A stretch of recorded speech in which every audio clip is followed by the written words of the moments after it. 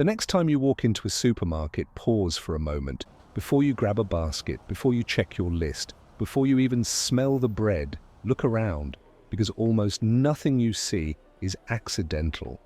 From the first display you pass, to the direction you turn, to the products placed at eye level, your path through the store has already been planned. Not to trick you, not exactly, but to guide you. This is the hidden system behind supermarkets, and why once you notice it, it suddenly makes sense. When you enter a supermarket, the first thing you usually encounter isn't food, it's space, wide entrances, bright lighting, open sightlines. This isn't wasted floor area, it's intentional. When shoppers feel unhurried, they browse longer, and when they browse longer, they buy more. That's why the first stretch of a supermarket often feels calm and uncluttered. There are no hard decisions yet, no prices to compare, just room to settle in. Even the placement of baskets follows this logic. They're often positioned just inside the entrance, not before it. By the time you pick one up, you're already in the store. And once you're holding a basket, you're more likely to use it. A small commitment made without thinking. Soon after, most shoppers encounter the same thing: fresh produce. Fruit and vegetables are usually placed near the front of the store, under bright lights, with vivid colors, and sometimes even a light mist of water. This isn't about convenience or freshness alone, it's about perception. Fresh produce signals health, quality, and abundance. It reassures shoppers that this is a good place to buy food. There's also a quieter effect at work. When people begin their shop by choosing healthy items, they feel more relaxed about indulgent choices later on. A basket with vegetables in it makes ice cream feel justified. That isn't manipulation, it's simply how people think. The store layout reflects that reality. After produce, many shoppers make their first turn, often to the right. In countries where traffic flows on the right, people naturally drift that way. Supermarkets know this and they design around it. That first turn is some of the most valuable space in the entire store. You'll often find seasonal promotions there, new products, high-margin items, displays designed to catch your attention without demanding it.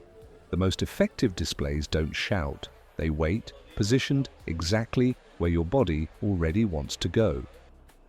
As you move deeper into the store, you may notice something missing, the things you actually came for: milk, eggs, bread, staple items.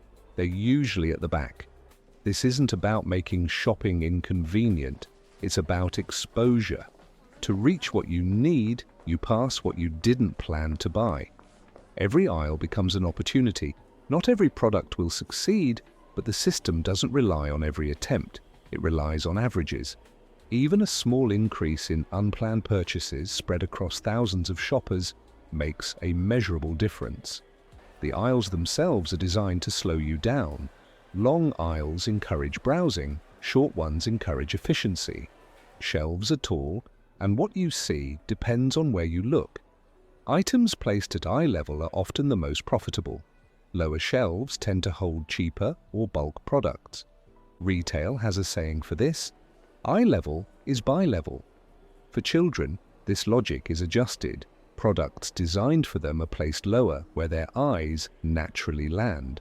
This isn't about exploiting children, it's about acknowledging influence. Children affect purchasing decisions, and the system reflects that.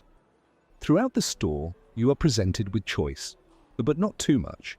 At first glance, shelves seem crowded with options, but many products are variations of the same thing. Slightly different packaging, slightly different sizes, slightly different prices.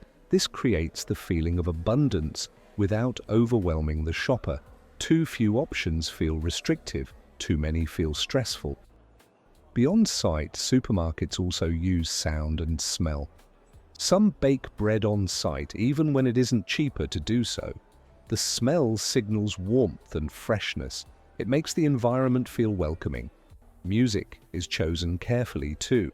Slower music encourages slower movement. Faster music increases pace. Volume and genre both matter. These signals work quietly. Most shoppers never consciously notice them. That's the point. You may also notice what supermarkets tend not to have.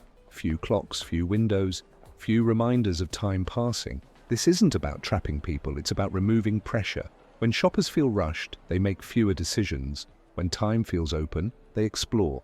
Casinos use similar principles, not because supermarkets are casinos, but because both are environments built around human attention. Supermarkets operate on thin margins, often just a few percent. They manage enormous supply chains, reduce waste, serve thousands of people every day. The layout system helps them survive. It balances efficiency, profitability, and human behavior. If it didn't work, it wouldn't exist. Once you understand this, shopping feels different. You notice patterns. You see why certain products appear where they do, why you slowed down, why something caught your attention, not because you were careless, but because the environment was designed to work with how people actually behave. The supermarket isn't controlling you. It's cooperating with you and with millions of others using small, invisible decisions that add up to a system. So the next time you walk into a supermarket, take another look. At the entrance, the produce, the aisles, the shelves, what once felt random begins to reveal its logic. Not because someone outsmarted you, but because the system evolved to make everyday behavior easier to navigate. Now you know why it makes sense.